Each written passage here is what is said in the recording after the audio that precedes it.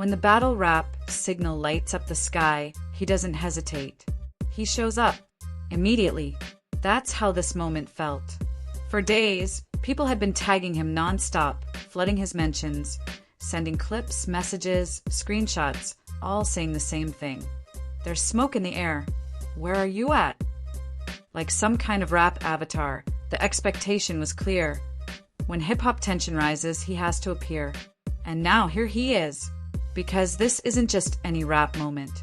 This is Fabolous officially firing back at 50 Cent. Not on social media, not in interviews, not through slick captions, but on wax.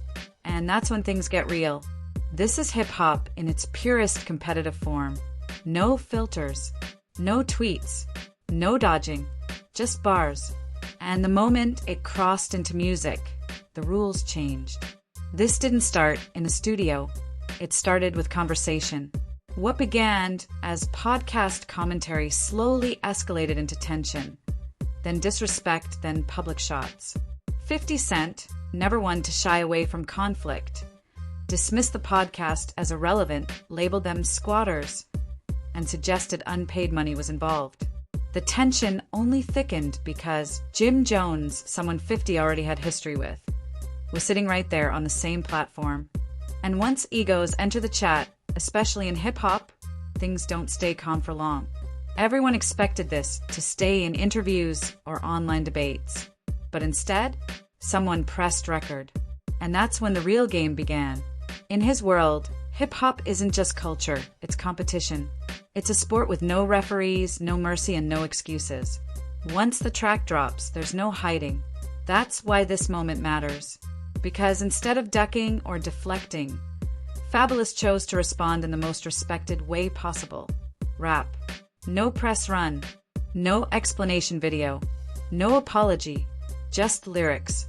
And immediately, it reminded everyone watching that this genre still belongs to lyricists, not algorithms. For years, Fabolous has moved quietly. No controversy. No loud antics. No chasing relevance. And that silence fooled people. A whole generation grew up without fully realizing just how dangerous he is on a beat.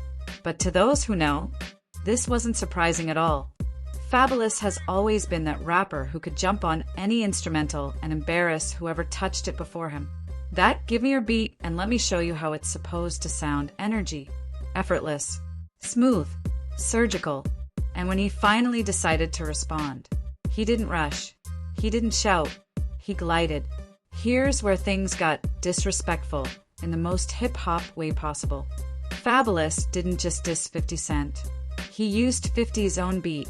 That move alone carries decades of history. It's the lyrical equivalent of saying, I don't need to change anything. I'll beat you using your own tools. Every bar landed cleaner because of it. He flipped phrases, mirrored themes, twisted familiar references. Not to parody, but to dominate. It wasn't loud. It wasn't chaotic. It was controlled. And control is always more intimidating than aggression. Every line was layered. From flipping the squatter's insult into a declaration of immovability, to mocking industry positioning, to subtly flexing longevity, influence, and relevance. This wasn't random punch-ins. This was chess.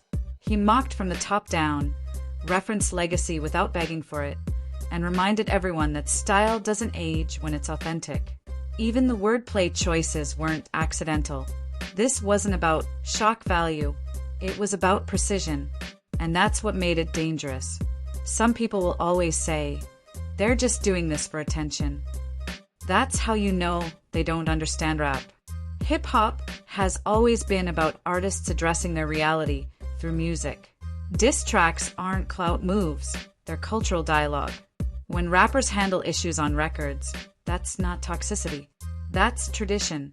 And anyone trying to shame that process simply isn't a fan of the art form. This is how legacies are tested. Certain bars changed the temperature instantly. References to power dynamics. Double meanings that connected music, television, and personal history. Wordplay that forced rewind after rewind. And then there were the lines that made people pause. Not because they were loud, but because they were too specific. Those are the ones that linger. Those are the ones that make responses inevitable. Here's the thing. If history tells us anything, it's this. 50 Cent doesn't ignore shots, especially not ones this clean. A response wouldn't even need to be long. Just strategic, promotional, aggressive, familiar, and everyone knows it, which is why this moment feels unfinished. This wasn't closure. It was an opening move. What made this diss special wasn't brutality, it was restraint. This wasn't messy. It wasn't reckless. It was a calm walk down. The kind where the opponent realizes too late that they've already lost ground. No screaming. No threats. Just confidence. And sometimes that's worse. This moment represents something bigger than two artists trading shots. It shows that the so-called older generation still controls the fundamentals. While others debate algorithms, streams, and trends, these rappers remind everyone that bars still matter. Hip-hop doesn't die, it evolves. And moments like this keep it alive. At the end of the day, nobody lost here. Hip-hop won. Fans won. Culture won. This was skill. This was respect. This was competition done right. And if moments like this excite you, if you enjoy real lyricism, real breakdowns, and real hip-hop conversations, then you already know what to do. Subscribe. Stay locked in, because when the next signal goes up, he'll be there.